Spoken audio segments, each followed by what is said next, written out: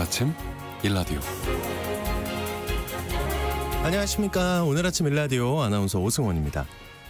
새벽 공기가 얼어붙은 이 강추위 이틀째 이어지고 있습니다. 어제 많이 추우셨죠, 여러분? 근데요, 어제도 따뜻했다는 생각이 들 만큼 오늘은 더 춥습니다. 이 두꺼운 패딩 속으로도 한기가 스며드는 출근길이었는데요. 어디가 얇은지 알겠더라고요. 지금 시기에 매서운 추위가 찾아드는 건 자연스러운 일이지만요, 기온 변화가 급격하다 보니까 건강에는 큰 위협이 될 것 같습니다. 특히 장시간 한파에 노출되면 저체온증이나 동상, 심혈관 질환, 뇌혈관 질환 등 심각한 건강 피해가 나타날 수 있는데요. 질병관리청에 따르면 이번 강추위가 시작되기 전까지 지난 한 달 사이에도 한랭 질환으로 인한 환자가 134명, 한랭 질환으로 추정되는 사망자가 4명으로 집계됐다고 합니다. 이 한랭 질환자의 약 86%는 저체온증으로 확인됐는데요. 저체온증은 급격하게 나타나는 것 같지만 의식하지 못한 사이에 서서히 발생할 수도 있다고 합니다. 특히 고령층이나 어린이들은 체온 조절 기능이 약하고 열 손실이 쉽기 때문에 더욱 주의가 필요한데요. 오늘 같은 날씨에는 되도록 바깥 활동 자제하고요. 나가실 때는 옷을 여러 겹쳐 입으시고 모자나 목도리, 장갑, 귀마개 꽁꽁 두르고 다니시기 바랍니다. 우리 PD는 러시아 사람들이 쓰는 모자를 쓰고 왔더라고요. 네, 좋아 보이더라고요. 여러분도 그런 거 있으면 좀 쓰시면 좋겠습니다. 이 이른 시간에 추위를 뚫고 출근길에 나서는 분들이 하루를 밝히는 작은 불빛처럼 느껴지는 새벽입니다. 벌써 금요일이네요. 네, 1월 10일 금요일 오늘 아침 일라디오 출발합니다.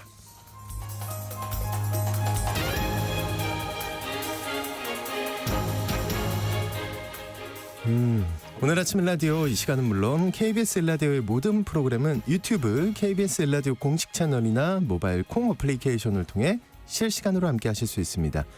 KBS 일라디오 채널 구독과 좋아요, 댓글 많이 부탁드립니다.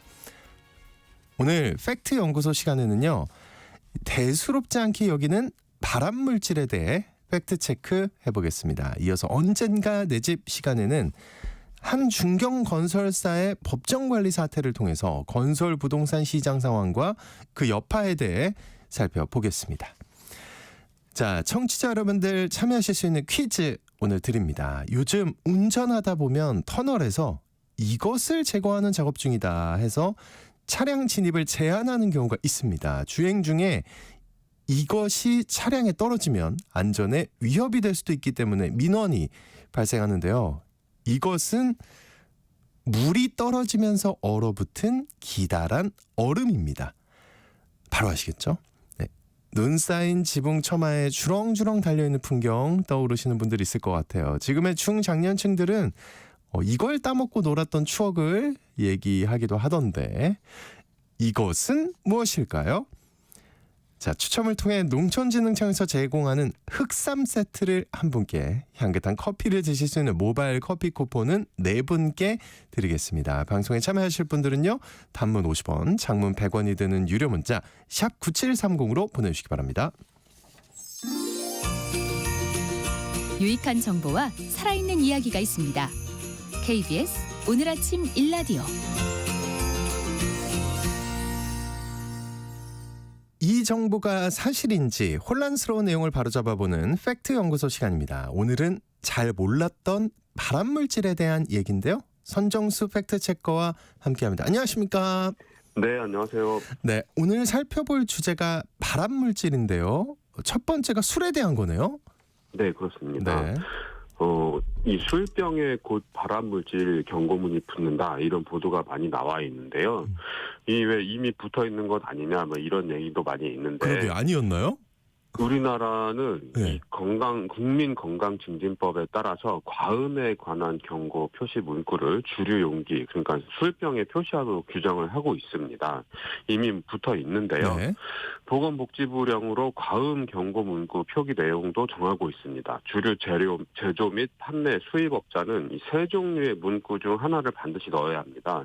첫 번째는 알코올은 발암물질로 지나친 음주는 간암, 위암 등을 일으킵니다. 임신 중 음주는 기형아 출생 위험을 높입니다. 이렇게 되고요. 두 번째는 지나친 음주는 암 발생의 원인이 됩니다. 청소년 음주는 성장과 뇌의 발달을 저해하며 임신 중 음주는 태아의 기형 발생이나 유산의 위험을 높입니다. 이렇게 되고 세 번째는 지나친 음주는 뇌졸중, 기억력 손상이나 치매를 유발합니다. 임신 중 음주는 기형아 출생 위험을 높입니다. 이렇게 정해져 있습니다. 근데 술병에 이미 그런 경고문들이 붙어 있는데 최근에 경고문을 붙인다는 보도가 나온 건데 이거는 그럼 오보인가요? 그렇진 않고요. 네. 여러 보도들은 미국의 사례를 전하고 있습니다. 근데 제목에 미국 이런 표시를 안 하니까 헷갈릴 수 있는데요. 예. 미국 연방정부 공중보건 최고 책임자인 비백 머시 의무 총감 겸 공중보건서비스 단장은 이 알코올 음료에는 암 위험에 대한 경고 문구를 의무적으로 표기하도록 하는 방안을 추진하고 있다고 밝혔습니다. 현재 미국의 알코올 음료에는 임신 중 음주가 태아의 선천적 결함을 유발할 수 있으며 기계 조작 시 판단력을 흐리게 할 수 있다. 이런 경고 문구가 부착이 되어 있는데 네. 암을 일으킨다는 내용은 들어있지 않고 이 문구는 1988년 도입된 이후에 거의 변경이 되지 않았다고 합니다. 그래서 기존의 이 경고 문구를 새로 바꾸자고 제안을 한 건데요. 이 머시 단장은 알코올 섭취가 유방암, 대장암, 간암 등 최소 7가지 암 발병 위험을 증가시킨다는 사실을 강조하면서 대부분의 미국 소비자들이 이런 사실을 제대로 인지하지 못하고 있다. 이렇게 지적을 했습니다. 또한 현재 음주 제한 가이드라인을 재검토해서 사람들이 음주 여부와 음주량을 결정할 때 암 위험을 충분히 고려할 수 있도록 해야 한다. 이렇게 제안을 했는데요. 현재 미국의 식단 지침은 남성의 경우에는 하루 2잔 이하, 여성의 경우에는 하루 1잔 이하의 음주를 권장하고 있습니다. 우리나라 술병에 적힌 경고 문구는 이제 지나친 음주는 암 발생의 원인이 된다 이런 식으로 지나친 음주에 대해 경고하고 있는데요. 그러면은 이런 궁금함이 들죠. 그럼 네. 적당한 음주는 어느 정도인 걸까? 안 취할 정도? 이렇게 생각하실 수 있는데, 네. 미국 국립알코올남용중독연구소는 적절 음주를 표준 한 잔, 그러니까 알코올로 환산하면 14g이 되는데요. 이 표준 한 잔 기준 일주일에 남성 8잔, 우리나라로 치면 소주 2병 정도, 8잔 이하, 그리고 여성은 4잔, 소주 1병 이하, 이렇게 정의를 했습니다. 그런데 이 기준이 시대에 뒤떨어진다는 비판을 받고 있는 거죠. 아, 그래요. 예, 세계보건기구 WHO는 건강을 위해 안전한 알코올 섭취량은 없다. 이렇게 선언을 했습니다. 그래서 요즘에는 적정 음주량은 제로라고 보는 의견들이 굉장히 많이 있습니다. 음주로 인해서 발생하는 암으로는 위암, 구강암, 인두암, 후두암, 식도암, 간암, 대장 직장암, 유방암 등이 있습니다. 술을 마시지 않는 사람보다 하루에 50g 정도 알코올을 섭취하는 사람의 경우 이런 암 발생의 위험이 2배 내지 3배 정도까지 증가하게 된다고 하고요. 또 음주와 흡연을 동시에 할 경우에 암 발생 위험은 배가 된다고 합니다. 음주 운전이나 음주와 관련된 폭력행위, 알코올 중독이나 알코올 의존성 등의 정신 사회적 문제 역시 음주와 관련된 질환으로 볼 수 있습니다. 우리나라에서도 담배 포장에 온갖 섬뜩한 경고 그림을 넣잖아요. 사진들이나. 네. 술병에도 이제 이런 경고 표시를 강화해야 한다. 이런 의견이 많이 나온다면서요. 네, 그렇습니다. 보건복지 소속 일부 국회의원들이 경고 표시사 강화에 대해 의견을 제시하고 있고요. 정부도 긍정적으로 화답을 하고 있습니다. 지난달 더불어민주당 남인순 의원은 주류 판매용 용기, 그러니까 술병에 표기하고 있는 음주에 대한 경고 문구를 개정할 필요가 있다. 이렇게 복지부에 서면 질의를 보냈는데요. 이에 대해서 복지부는 한 잔의 술도 건강에 해로운 바, 현행 과음 경고 문구를 음주 경고 문구로 개정하는 방안을 논의하도록 하겠다 이렇게 밝혔습니다. 그리고 복지부는 향후 여성가족부, 식품의약품안전처, 국세청 등 관계부처와 전문가 등으로 구성된 음주 폐해 예방정책 전문위원회에서 이 문제를 집중 논의하고 관련 고시를 개정하는 방안을 검토하겠다 이렇게 설명을 했습니다. 현재 지나친 음주를 경고하고 있는 이 경고 표시를 술을 마시는 것 자체에 위험을 부각시키는 방향으로 개편을 하는 거죠. 네. 우리나라는 예로부터 술에 대한 관대한 문화가 좀 있었는데요. 술 때문에 너무나도 많은 사건 사고가 발생을 했죠. 이번 기회에 이런 문화도 좀 바뀌었으면 합니다. 네.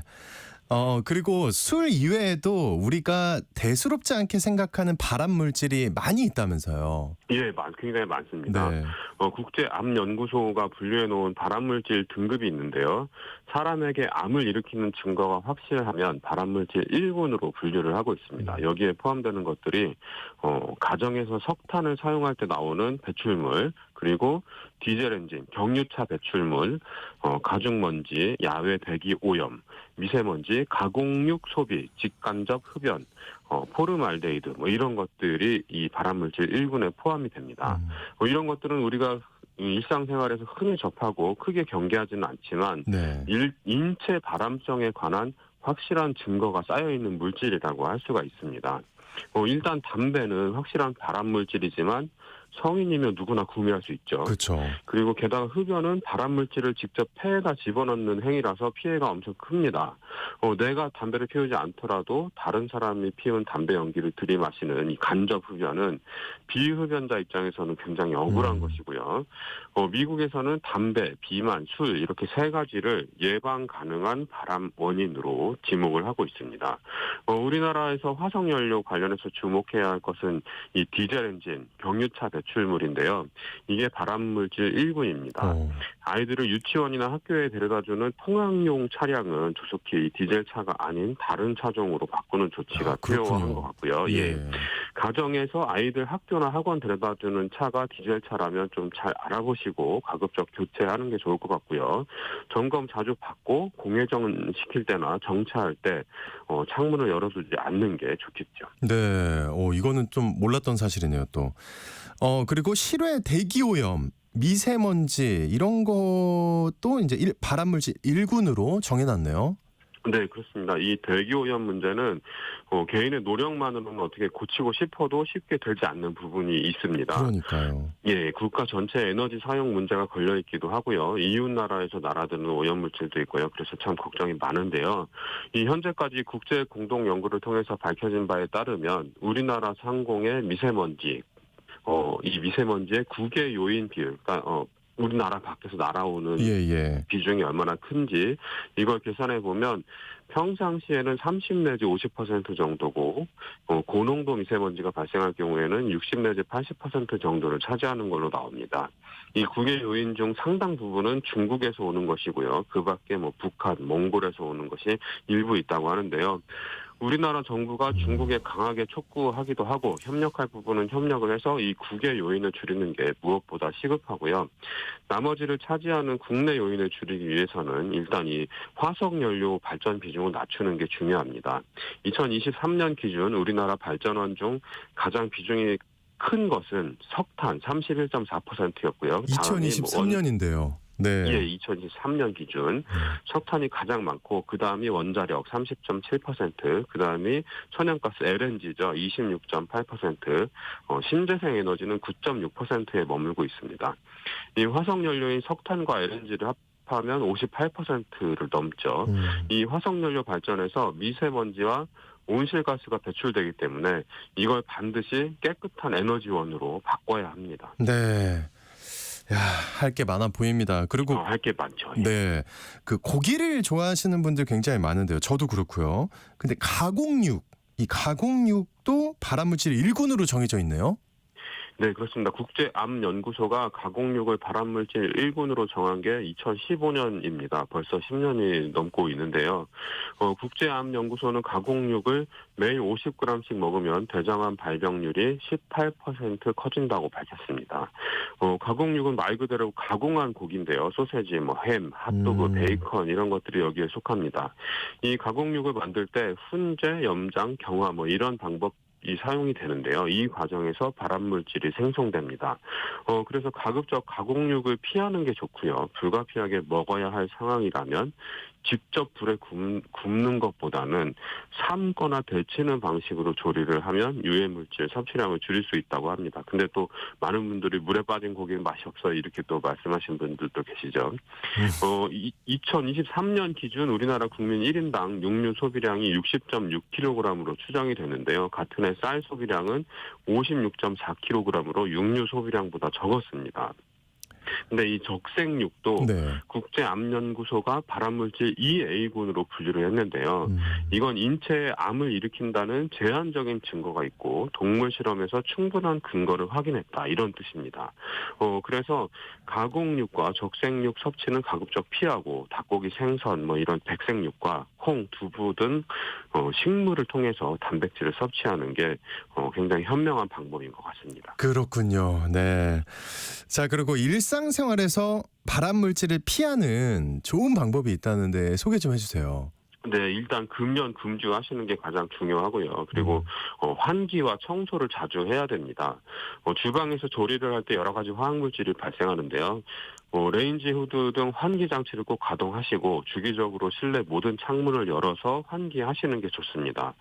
그리고 진공 청소기 등으로 먼지가 쌓이지 않게 청소를 자주 하는 것도 중요합니다. 왜냐하면 실내 가구와 커튼 뭐 이런 것들을 만들 때 네. 불에 잘 타지 않도록 난연제를 첨가하는데요.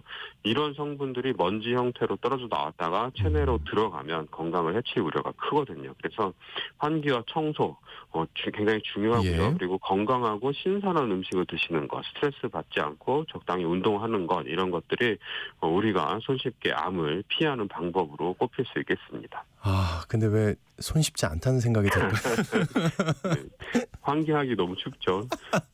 그렇기도 하고 지금 네. 술도 안 돼, 담배도 안 돼, 안 되는 게 너무 많아가지고. 알겠습니다. 하지만 노력을 해야겠죠, 그죠? 오늘 팩트 연구소 시간에는 발암 물질에 관한 여러 가지 정보 확인해봤습니다. 지금까지 팩트 체커 선정수님과 함께했습니다. 오늘 말씀 고맙습니다.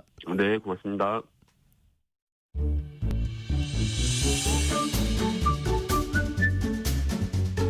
아침을 여는 기분 좋은 습관. KBS 오늘 아침 1라디오.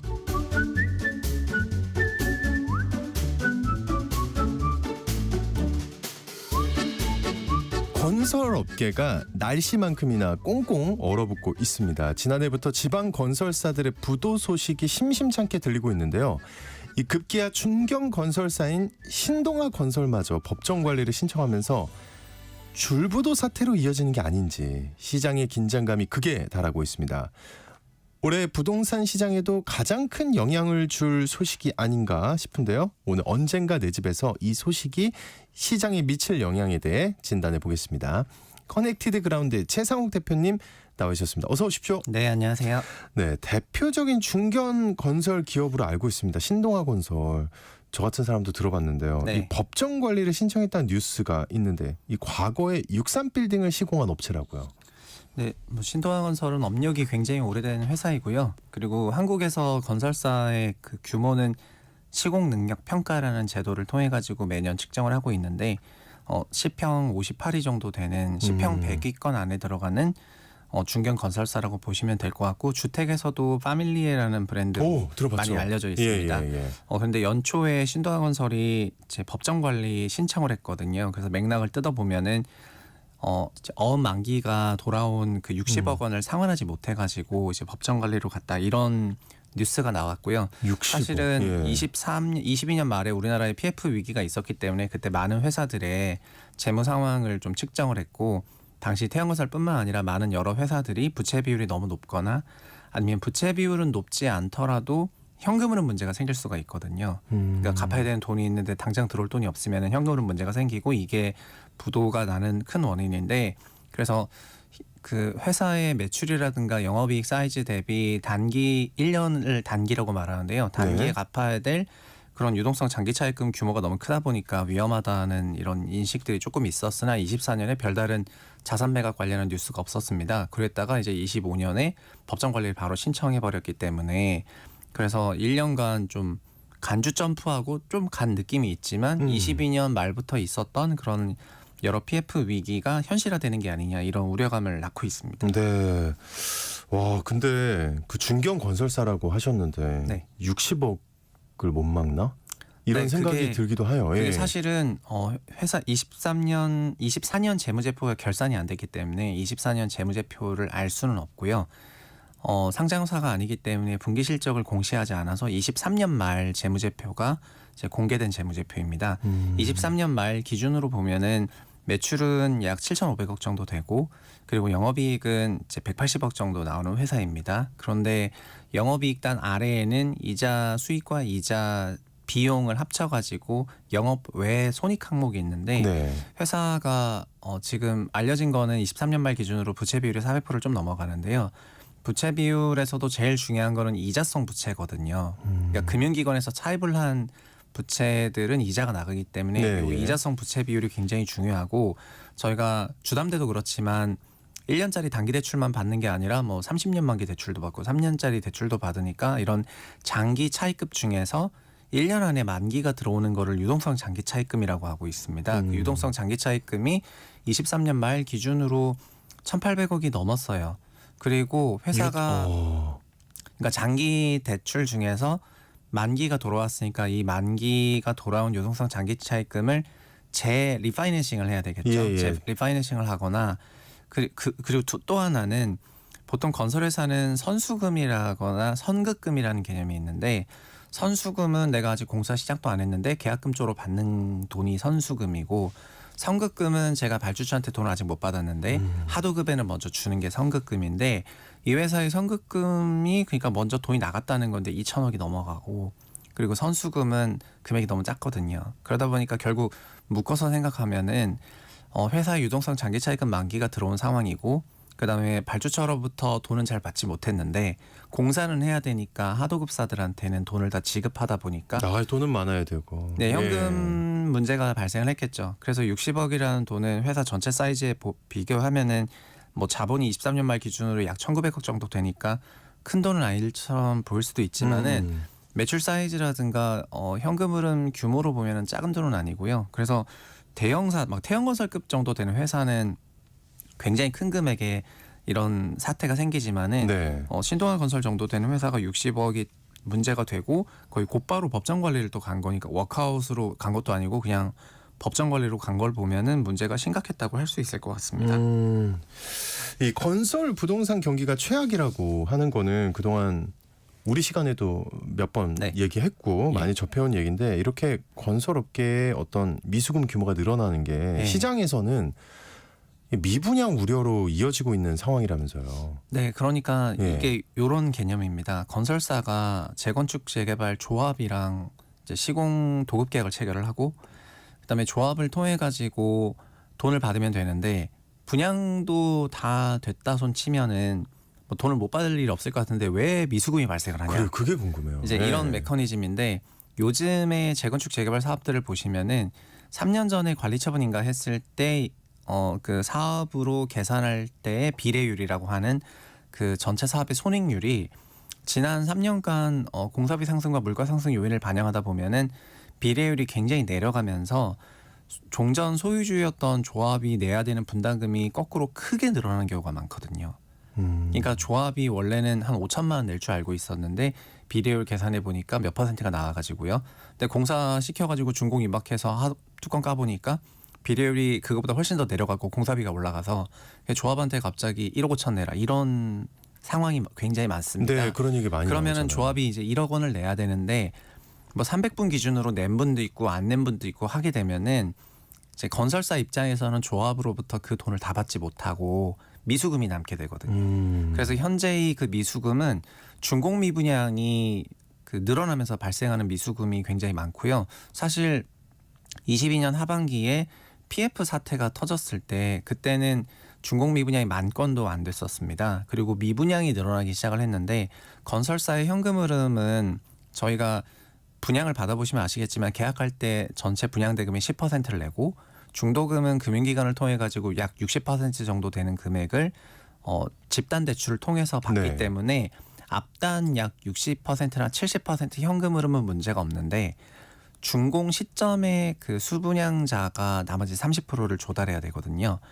그래서 잔금 시점에 30에서 40%의 큰 뭉칫돈이 들어오게 되는데 그거를 못 내는 상황이 많아지게 되어 있습니다. 그러면은 건설사들이 준공 시점 임박해서 유동성 위기를 겪을 거란 얘기를 이미 3년 전에 했었던 건데 따지고 보면은 22년 하반기로부터 벌써 3년 차가 25년이니까 그러네요. 올해는. 네, 그래서 올해부터 그 문제가 나올 거다라고 한 거에 이제 처음이 나온 거고 그래서 신동아 사태는 앞으로 많이 나올 건설사의 유동성 위기의 전조곡으로 해석을 하는 게 맞을 것 같습니다.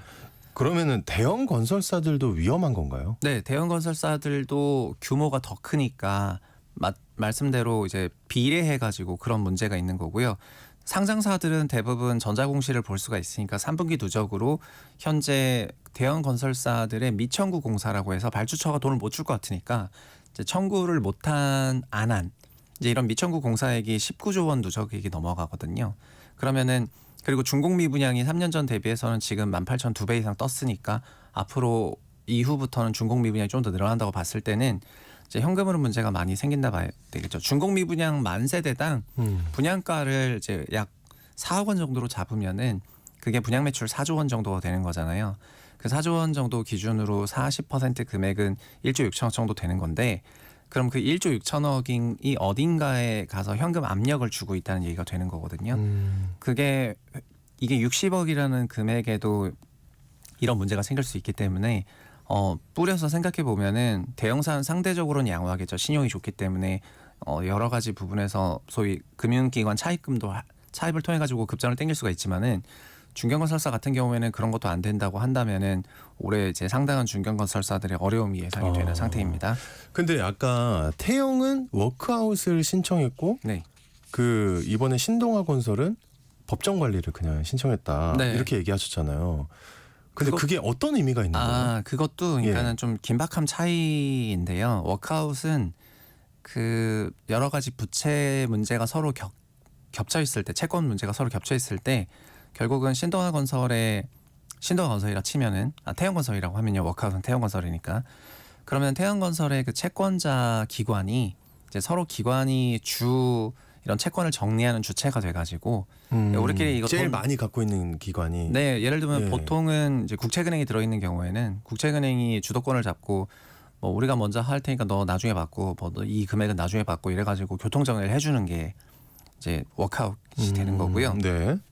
일종의 약간 반자율이죠. 자율이고요. 법정 관리로 가는 거는 그게 아니고 우리가 갑자기 이런 궁금한 게 그렇게 얘기하면 예를 들어 국채기관이 네. 들어가 있는데 그 기관이 채권자들한테 좀 나중에 받으시고 네. 좀 줄여 받으시고 이러면 그걸 받아들여요? 그런 합의를 하죠. 채권자들이 합의를 하거든요. 자기들끼리. 왜냐하면은 그렇게 나중에 안 받으면은 이 회사가 이제 소위 부도가 나가지고 파산 과정으로 가게 되면은 우리가 상환해야 될 돈을 너무 못 받을 수가 있으니까. 사실 이건 민간 개인들 차주들에게서 많이 일어나거든요. 언제까지 갚으세요 했는데 안 주면은 저기 좀 기다려달라 약간 이러는데 계속 쪼면은 큰일 날 수 있으니까 그쵸, 이런 게 그쵸. 생기는데 근데 법정 관리는 그런 게 아니고 내가 채무가 얼마고 채권이 얼마고 순번이 얼마고 뭐가 얼마가 돼 있는데 법원이 해주시오 이런 거예요. 그래서 법원에서 강제적으로 그 채권 채무를 조정하는 관계가 되겠습니다. 그러니까 신동아가 그 워크아웃을 가지 않고 그냥 법정 관리를 갔다는 거는 그냥 우리 사태의 심각성을 드러내는 그 과정일 수도 있죠. 그냥 거의 곧바로 법원의 강제성을 토대로 우리의 채권 채무를 조정하겠다는 그런 생각이기 때문에 채권단의 자율적인 합의를 뭐 기다리고 할 여유와 짬이 없었다고 보시는 게 맞을 것 같습니다. 여유가 없었다. 네. 알겠습니다. 그 앞으로 그러면은 법정 관리를 신청한 신동아 건설 어떤 절차를 밟게 되는 건가요? 지금 일단 당장 신동아 건설이 그 부도와 법정 관리 때문에 네. 지금 의정부에서 지어지고 있는 현장을 포함해가지고 주택도시보증공사가 보증하고 있는 사업장이 7개가 넘어가는데요.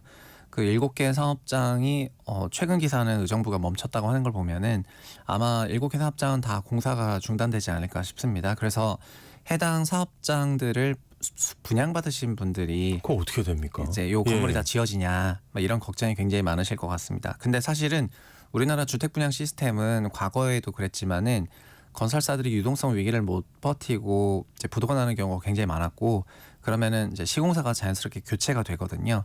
근데 이런 거를 사고라고 한다면은 우리는 사고에 대비해 가지고 분양 보험에 가입되어 있는 상황입니다. 현재 한국에서 분양을 하려면은 주택도시보증공사에 분양보증보험에 거의 의무 가입되어 있거든요.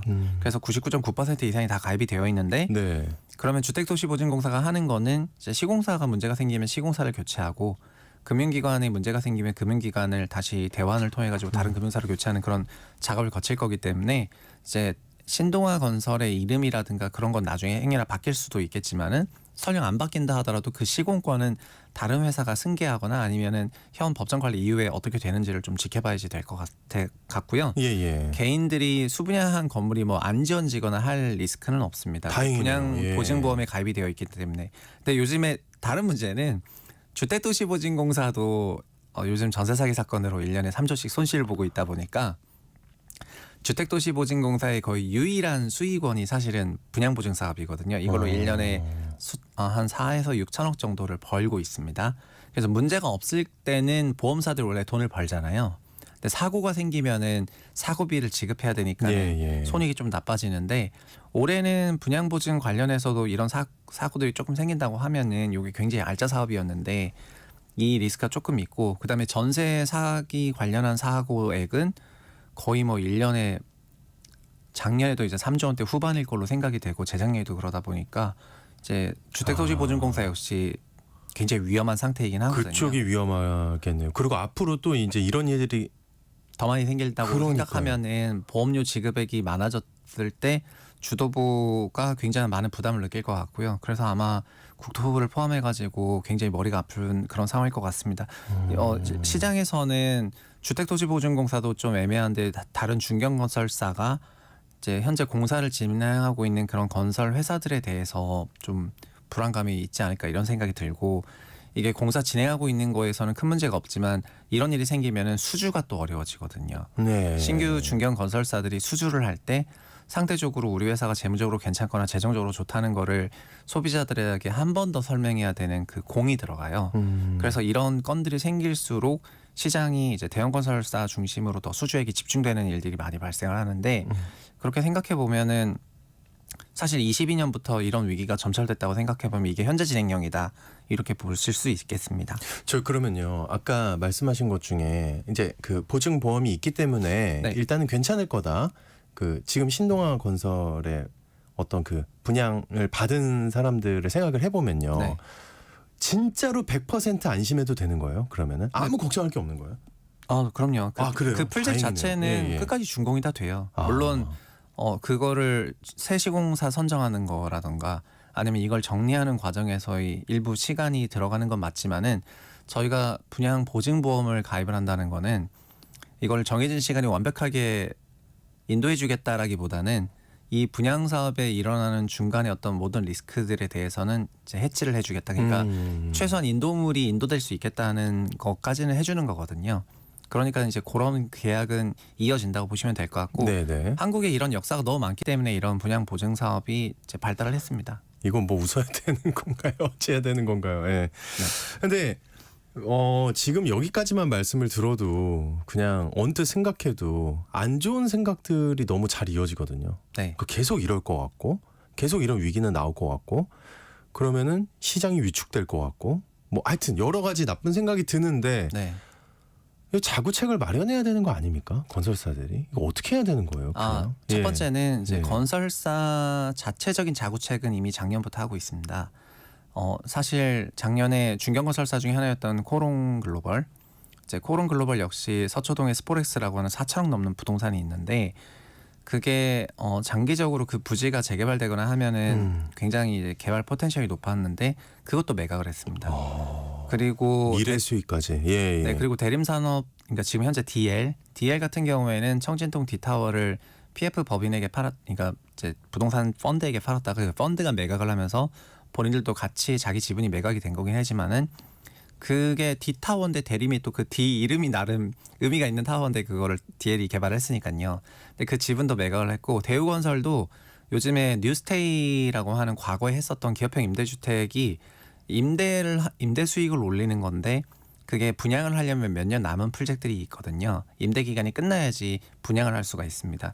근데 분양이 임박했다면은 그거를 살 만한 주체가 좀 있겠죠. 네. 그러면은 요런 지분들이 이제 매각이 되는 건데 기업형 임대주택 지분들도 순차적으로 계속 매각을 하고 있습니다. 그러니까 건설사들 나름으로는 자산 매각을 통한 자구책을 마련을 하고 있는 게 이제 기사에 확실히 눈에 띄고요. 그래서 자산 매각 공시도 보면은 재작년에는 한 건인데 작년 10건 이상 넘어가고 그런 걸 보면은 건설사들도 현금흐름 문제가 굉장히 중요하게 와닿는 것 같습니다. 두 번째는 정부 차원에서도 이제 PF 관련한 문제가 있었기 때문에 그런 여러 가지 대책들을 낼 필요가 있는데 사실은 22년 말에는 정부가 좀 깊게 개입을 했지만 개입하는 방식이 좀 동결시키는 거였거든요. 지금 문제가 생기지 않도록 일단 채권단들을 정부 차원에서는 좀 압박할 수가 있으니까 지금 받아야 될 돈들을 잠깐 참고 좀 기다려봐 이렇게 하면서 좀 동결시켜 왔다가 네네. 작년 6월 기억하시겠지만은 작년 6월부터 정부의 스탠스가 뭐였냐면은 PF 문제는 민간 레벨에서 자율적으로 구제해라, 조정해라 이런 걸로 좀 그 스탠스가 바뀌었거든요. 그래서 그 이후부터는 자율 신고하고 PF 문제는 우리가 어떻게 할 거라고 얘기를 하고 하면서 건설사랑 금융기관에게 약간 열어놨어요. 그래서 그 이후부터 자율 조정이 과연 잘 될까라는 그런 생각이 있었는데, 그러게요. 네. 네, 그래서 결국은 한 6개월 정도 지나니까 이런 일이 생기는 것 같고요. 아마 현 정부의 스탠스는 정부가 적극적으로 개입해가지고 채권 채무 관계를 막 조정, 그러니까 워크아웃의 대장을 맡아가지고 다 핸들링하는 그런 스탠스에서는 이미 내려왔고요. 민간에서 그냥 알아서 선택하라는 그런 입장이긴 때문에 물론 그럼에도 불구하고 PF 관련해서는 이런 PF 문제가 있는 기업들을 지원하는 여러 프로그램들을 3년째 계속 돌리고 있습니다. 나름 일을 하고 있기는 하지만은 그럼에도 불구하고 스탠스의 변화로 인해 가지고 이런 부도라든가 워크아웃이라든가 이런 법정 관리를 올해는 작년보다는 확실히 좀 많이 할 것 같다. 그렇게 예상이 됩니다. 뭐 그러면은 법정 관리 워크아웃 많이 할 것 같으면 정부가 기존의 그런 스탠스였다 하더라도 네. 뭔가 좀 바뀌어야 되지 아닌가? 바뀐 게 이런 식으로 바뀌었습니다. 그러니까 태용 때는 네. 건설 상장 기업이고 그리고 사업장도 많다. 뭐 60개 이상 사업장이다. 그리고 금액도 크다. 약 5조 원대다. 이러면서 이제 적극적으로 개입을 했는데요. 태영의 워크아웃을 사실상 정부가 주도해가지고 끌고 갔기 때문에 태영이 굉장히 정부가 개입해서 이런 문제를 조정한 사례가 되는 건데 신도와 같은 경우에는 사업장이 뭐 13개밖에 안 된다. 비상장사니까 금융사 익스포저도 적다 하면서 일단 발을 빼지 않습니까?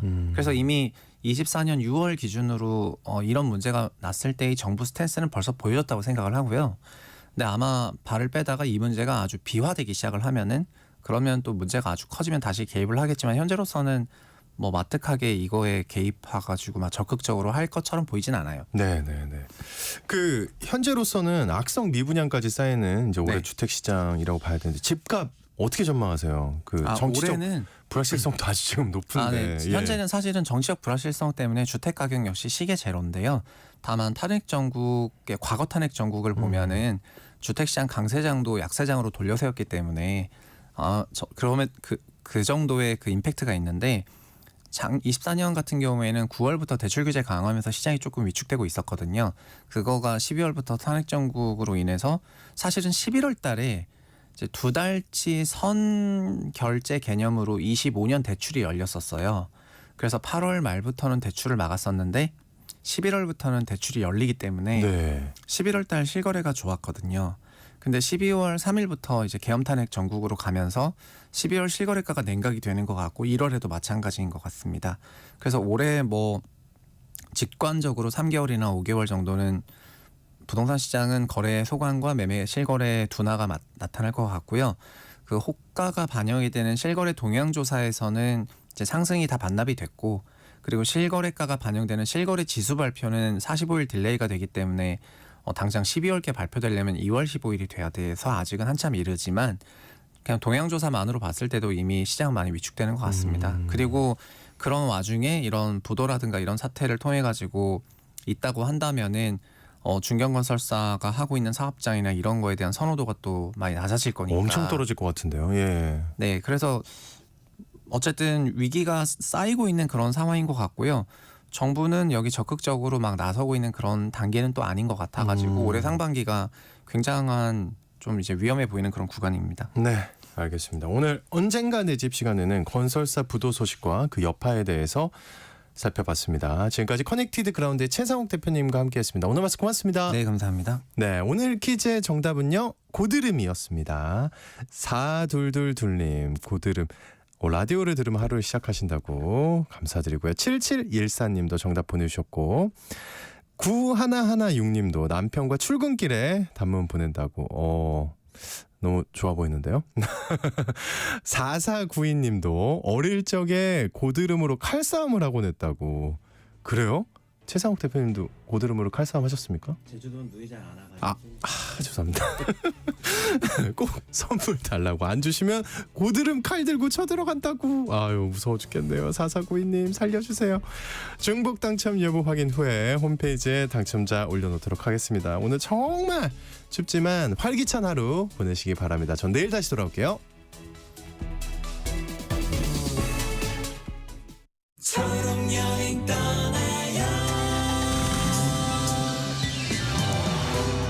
떠나고 싶지만 발걸음이 쉽게 떨어지지 않을 때 작은 배려가 큰 응원이 되어주곤 하죠. 대구에 사는 현희 씨에겐 장애인 여행 지원 차량이 그런 존재.